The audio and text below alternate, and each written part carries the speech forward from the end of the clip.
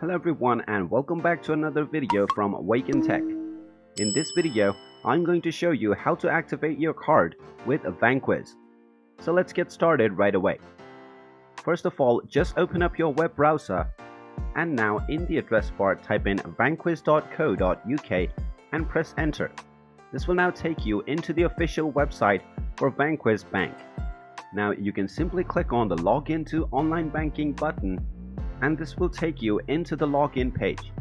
Now as you can see, you are being told that you will need your card details to log in.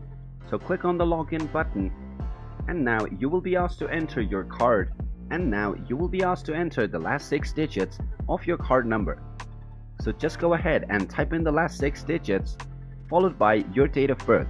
After entering both of these, you simply need to type in the first character within your first name followed by your full last name. After entering all of these, simply click on the continue button and this will activate your card with Vanquis Bank. And there you have it. That is how easy it is to activate your Vanquis card. If you find this video helpful, make sure you hit that like button and subscribe to our channel if you haven't done so already.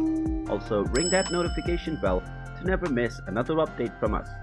Thank you for watching and I will see you again in the next video.